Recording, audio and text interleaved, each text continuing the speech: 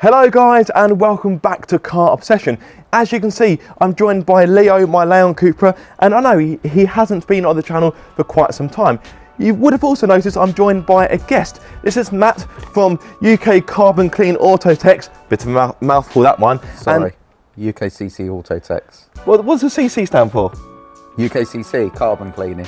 So we used to be UK Carbon Cleaning, and we moved on doing other services. Yeah. And people didn't realise, so we changed the company name and kept the UKCC part. Oh, fair enough. So UKCC Auto Tech, still a bit of a mouthful, but a little bit abbreviated.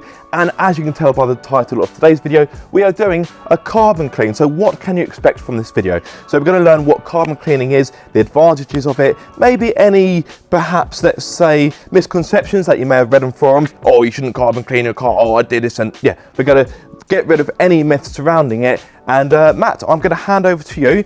So let's kick off with, what is carbon cleaning? So carbon cleaning is a service purely designed to, as a preventative maintenance service. It's designed to clean the carbon out of engines that restrict the efficiency of the engine. It's really as simple as that. If you keep it to the simple basics, yeah, just like an oil change. Yeah. An oil change is designed little and often to prevent problems. The same with carbon cleaning. And what causes carbon buildup? Is there anything we can do as drivers to prevent or slow down the amount of carbon building up in our engines? Yeah, so there are a couple of things. I mean, the first one is good quality fuels. Stick with the main brands. It doesn't always have to be the super premium fuels, but sticking with the main brands, Texaco, Esso, Shell and BP obviously are the main ones. Shell and BP are the best if you're going for the supers. They've got better cleaning agents in them. And the other thing, and the most important thing for all vehicles, is regular oil changes. If you're not doing your regular oil changes, you are going to have oil vapor breathing up. You are going to have problems with that. So one way of doing a carbon clean, which some of you may know, is walnut blasting. Mm-hmm. How does your service differ from that, and what are the advantages of what you do over walnut blasting? So walnut blasting is very specific. It's aimed at targeting for the intake valves only. Yeah. So on direct injection engines, you're not getting the wash of the fuel directly onto the intake valves and keeping them clean. So they get carbon build up around the edges, then the valves don't seat properly and you start getting misfires. So that particular type of carbon cleaning is very specific, it's targeted, and you're not going to compare this type of carbon cleaning, what we call non-intrusive carbon cleaning, for this as a comparison to walnut blasting. That's a repair service, in my opinion. Okay. It's designed where you've got a problem, you're losing power, you're getting misfires, so you do a carbon clean in that way to basically take it back, right back to spotless scenario, so that the valves can seat properly again. Our scenario is your valves are seating already properly. You've got a little bit of carbon build-up, as all vehicles will have, and a little service on often, much like, again, I say it, like an oil change, keeps the problem at bay. Yep. Rather than trying to cure. And the great thing about what you guys do, and obviously you'll be demonstrating it in due course, is that it's less labour intrusive. So with the walnut blast, you have to take the inlet manifold off, and on some cars that's going to be quite not so much open heart surgery, but some vehicles, particularly bigger engines that have got restrictive access, that's going to be an absolute faff. Whereas this, as you'll demonstrate, is an easier way of doing it. And as you can see, guys, Matt has come to my home address. So if you're interested in the services, I will put a link in the video description below, but they can come to you. I imagine you can go to people's works as well. Yeah. We go anywhere pretty much in the UK.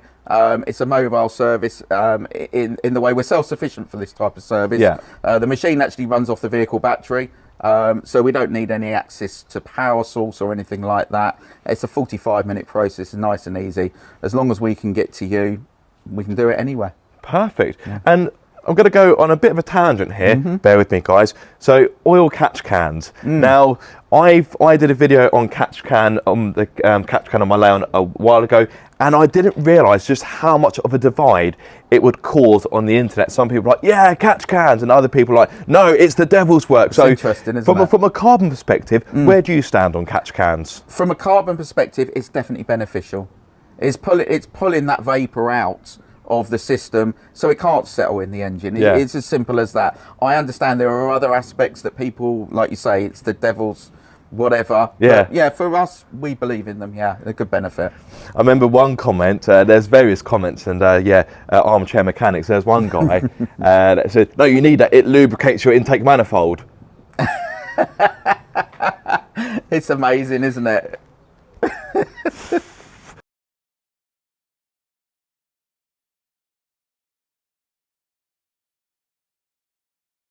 That's a new one on me, I must say. That is a new one on me. Yeah, when I read that, I was like, I'm not even going to respond to that. Anyway, that aside, talk us through the process. Yeah, so the process is very simple.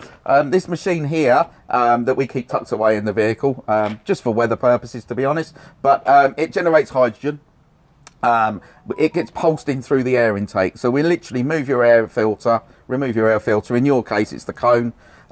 We have a pipe that goes in directly into the air intake, and it just breathes slowly over a half-hour process for the average car like this, the hydrogen into the vehicle, and hydrogen and carbon bond back into hydrocarbons so it can breathe it out the exhaust safely. Oh, okay. It is as simple as that. If you think about the process of how carbon builds up, Yeah. it starts as a hydrocarbon, a dirty gas. Yeah. And it basically, the carbon is heavier, so at low RPMs and lower temperatures, it has a potential option to settle. Some of it settles in the engine on parts that are restrictive, like the intake valves on your engine. Yeah. If it's a diesel engine, it can be the EGR. The turbo vanes can get sticky, etc. yeah. So basically, all it's doing is basically, as it touches the carbon, it's reversing the carbon back into its hydrocarbon state, so it can breathe it out through the exhaust. Okay, and how, I know it varies on the car, but how often would you normally recommend this process to be carried out? Yeah, once a year, every 10 to 12,000, much like a service. Yeah. You know, I mean, forget long life oils, etc. We're not an advocate of those for the reasons that we've just talked about. Regular oil changes are very important for reduced carbon build up. Once a year or every 10 to 12,000 miles is enough to stay on top of the carbon and not get you into a position where you would actually need a walnut blast, for example. Lovely. Right, let's get cracking. Yeah, fantastic. Okay, so first things first is always actually to check the diagnostics, make sure there's no issues with the vehicle. Yeah, I'm sure it'll be fine. I'm sure it will be, but it's on my insurance head here. Yeah, so the first things first is a quick plug in and make sure we've got no fault codes that are going to interrupt the service.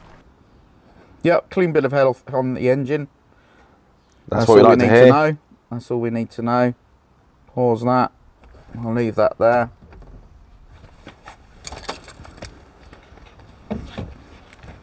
So first things first, air intake off. So this is mapped. As this runs okay without the air intake filter on? Never tried it. Never tried it. Okay. So there's one way to find out. Yeah, I have had some in the past where they've struggled a little bit with the filter off just because they're mapped so highly, but obviously your sensor's much further down, the mass airflow sensor there, so usually it should be okay. Should be fine. I mean, the other way of doing it is on the newer vehicles is we actually unplug the mass airflow sensor, but on this I don't think that will benefit, being the older. I'll put that there. So that's the pipe that pulses the hydrogen in. Okay, and the machine is just powered.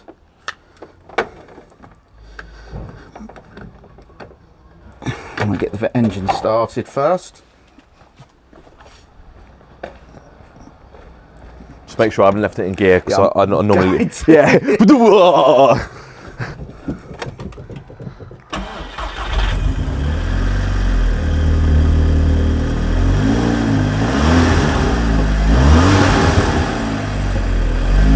Yeah, that runs fine. Lovely. So I will...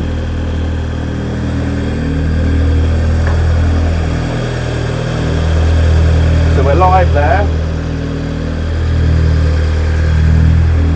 Machine gets turned on. Yeah. So I can show you.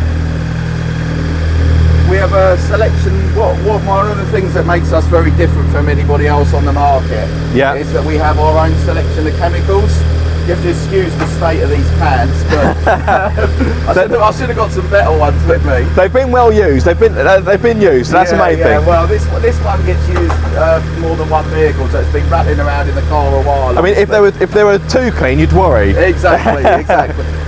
So we have our own range of chemicals, and we have what we call a 1, 2, 3 or 4 stage carbon clean process, which nobody else does the way that we do it. So hydrogen is one thing. Hydrogen will basically, like I explained earlier, will interact with dry hardened carbon and reverse it back into hydrocarbons. The problem you have is when that carbon becomes oily and gummy, okay, if you think about hydrogen, it's actually water. Yeah. So if you're introducing it to a moist area, it will actually reverse it back into its water process, which is fine because steam cleans as well. Okay, but it's not going to be as active as it should be. Yeah. So a couple of things that we actually do with this type of carbon clean service. The first one is we use a good injector cleaner. Okay, these are branded as our own. This is not a fuel system cleaner, this one. Okay, it's purely designed to clean the crud off the tip of the injectors. Obviously, if you've got a nice clean spray pattern, you're going to get less carbon in the future. So for all vehicles, we always recommend that you go to a minimum of a 2-stage carbon clean. Okay, the third stage, this is designed to clean and dry out oily gummy carbon. Okay, generally not on engines like this, okay, but you do have a turbo on this engine obviously, so we will spray a little bit of this in, not a huge amount, but just enough to dry out any oily gums that may be on the vanes on the turbo. And the full stage, definitely not for this vehicle because it's DPF. DPF, diesel particulate filter, and the diesel part kind of says it all, doesn't it? Yes. So when we're cleaning carbon out, a lot of people talk about, oh, it can clog up the catalytic converter, it can clog up the diesel particulate filter in particular. Yeah. The big concern there is with DPFs and diesel engines, they're a lot dirtier. So we always recommend going to a 4-stage with most diesels, because then we're able to basically clean out or stop the DPF from getting dirty rather. With this particular product, it's just like a regeneration aid. Yeah. Okay. So for your vehicle, a little bit of 3-stage and a full can of injector cleaner. Check how much fuel you've got first. I think about a half or a quarter. Should have enough. Yeah, quarter of a tank. That's actually perfect for what we recommend. Oh, lovely. So can of that goes in. Glug, glug, glug, glug, glug. And there's nothing majorly crazy special about this. This is just purely a cleaner for the injectors. It's not, as I say, it's not a fuel system cleaner. Not very keen on fuel system cleaners. I have seen them block up injectors in the past where they've moved. Yeah, a little bit of gum in the fuel system somewhere. It's not something you see. Yeah, I see what you mean. But yeah, so we've stuck with this one, and it's always done us really well. In fact, a little funny story. When I first started this business, I was running around in a cheap vehicle. I had a Mondeo TDI, or TDCI as they are, and literally the car would run when that was in it. And if I tried to accelerate too hard when it wasn't in it, it wouldn't run. So I know it works. And that's no joke, that's not an exaggeration. And to put the 3rd-stage chemical in, we're just going to hold the revs up a bit, because obviously, yeah, dead man's foot. We don't want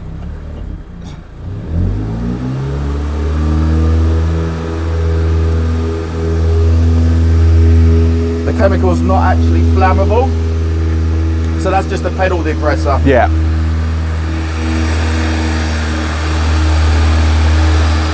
So we're not going to put a lot of this in, okay? This is just basically to help dry out the carbon more on this engine more than anything else. It's going to be on the turbo vanes.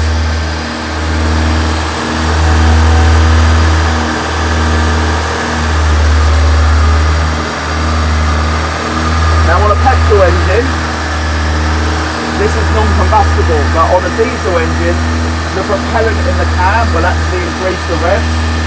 So we can only put a small amount of this in anyway.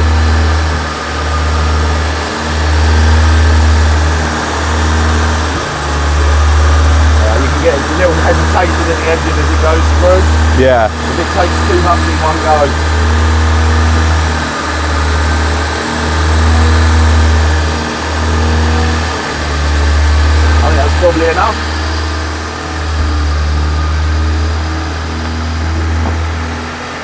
Smell it? Yeah.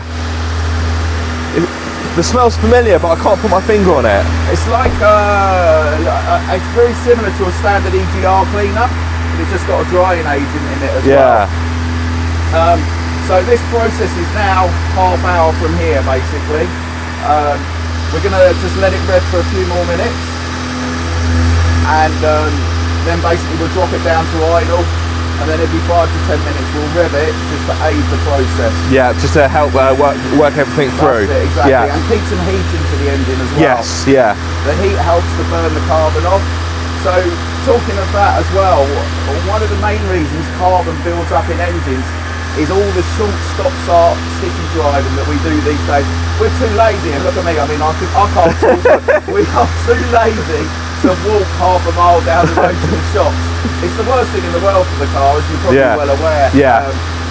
Long journeys are what these vehicles need. The emission control systems on the newer vehicles, anything from sort of 2009-10 onwards, they hate short journeys. They need those longer journeys, at least once a week, to burn the carbon off. We're just going to turn this down.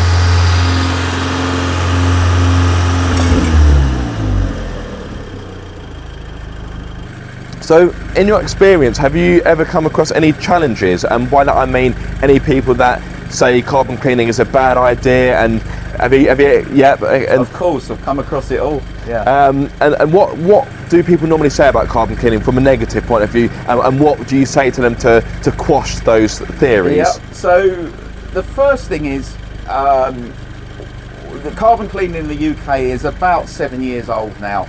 I've been in it for just over 6 years. Yeah. And there was only one other company in it when we started. But very soon after, a lot of people got into it. It was an easy job to get into.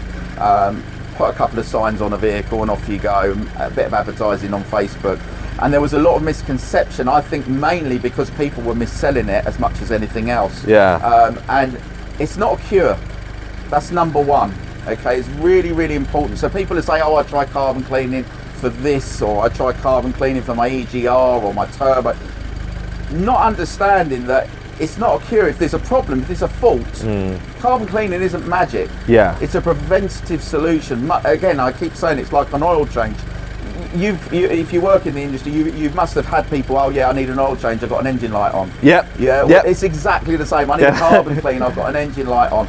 So we have to educate people, okay, quite a lot, because otherwise they'll assume that what we're going to offer them will fix the problem. Yeah. But yeah, coming across what people say negatively about carbon cleaning, most of it comes from, well, it's not going to clean an EGR, it's not going to do this, it's not going to do that. Well, no, if you've got intake valves that are so heavily clogged up that you've got misfires, of course it's not going to fix it. If you've got excessive amount of carbon so that you're losing, like on an RS4, B7 RS4, you can lose 50 horsepower from carbon build-up very easily. Yeah. Okay, it's not going to cure that. Okay, that is a problem that's got excessive to the point it's losing 50 horsepower. It's not magically going to cure it. Clean it up, okay, with a manual clean or a walnut blast, or any other form of media blast, so that it's spotless. Come to us once a year and we'll keep the problem at bay for you. So it's all about educating people to understand what it's capable of doing and what it's not capable of doing. So one of the big ones was in the early days, my car's smoking a lot, black smoke is a diesel, okay? It's not burning its fuel properly. Now, is that because the injectors are failing? Okay, there's a problem with the injector, or is it because there's a turbo problem, or is that because it's just clogged up and it needs a good clean? Okay, well, we've cleaned many vehicles and we always say to somebody, look, let's stop smoking now. If it comes back, that means you've got a problem that's causing that. Yeah. And you've got to get to the bottom of the problem, otherwise you're just going to get back into the same position. There's an underlying issue. Exactly, exactly. So, yeah, I mean, other than that, I mean, I've had people say that carbon cleaning will show problems in a cylinder that are covered by carbon, and therefore it's like protecting it.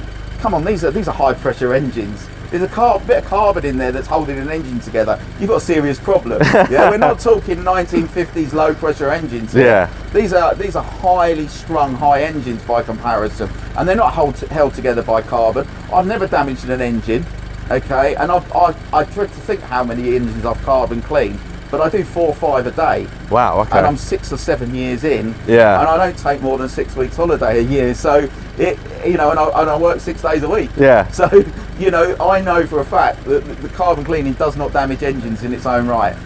Simple as that. Yeah. And how long does the process normally take? So we must be about 10 or so minutes in, maybe a bit longer. So we are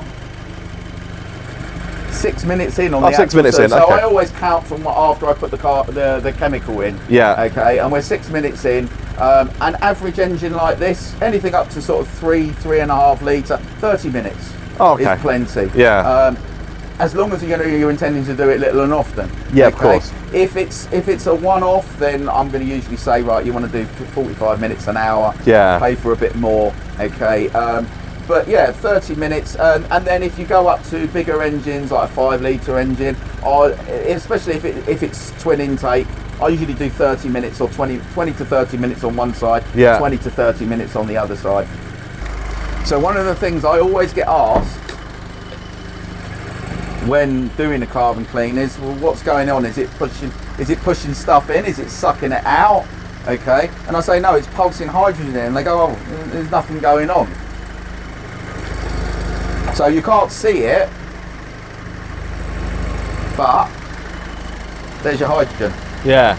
Yeah, it's definitely working. Yeah, so that's the hydrogen bubbling up through the pipe. Yeah. If you lit that, it'll go up like a rocket. Yeah.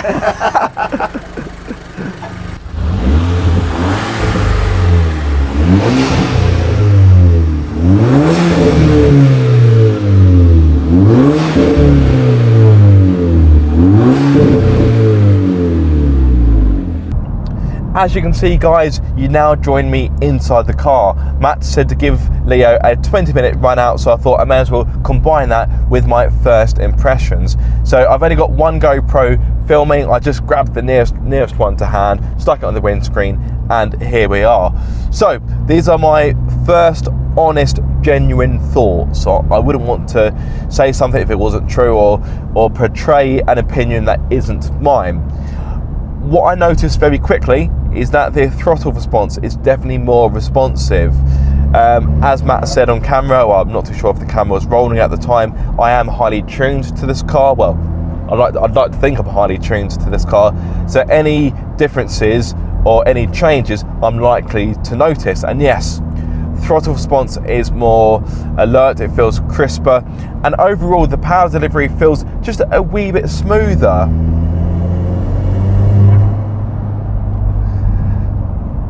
And the power delivery also feels cleaner, if that makes sense. It seems like a silly thing to say because, well, that's what we've just been spending our time doing. But hopefully you get what I mean.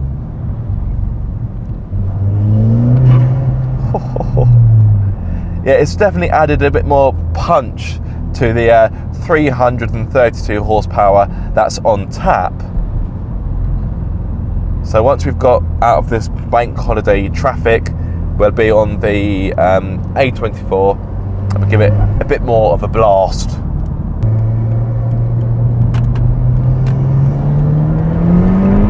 Oh, blimey. Oh, I love Leo's power. Such a potent thing.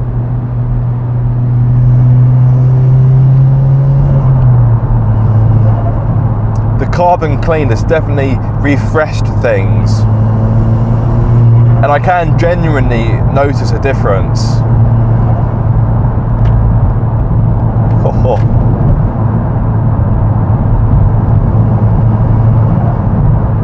It almost feels like I've got a bit more extra horsepower now. And of course that means I'm having more fun.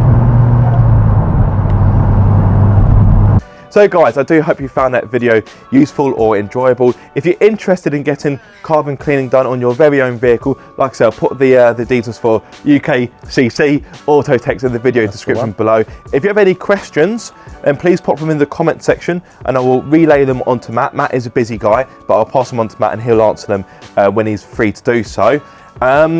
And I don't think there's much more to say. So thank you for your time, Matt. You're it's greatly appreciated because today is a bank holiday Monday and Matt has dedicated part of his morning to coming down to assisting me and my Leon Cupra. So thank you very, very, very much. So yeah, I hope this has been an education for you on what carbon cleaning is and what it can do for you. But yes, time for me to finish. So if you have enjoyed this video, be sure to like, comment and subscribe. If you are subscribed, don't forget to click the bell icon so you get notified every time I make a video. But until the next time, guys, be sure to keep up the car obsession.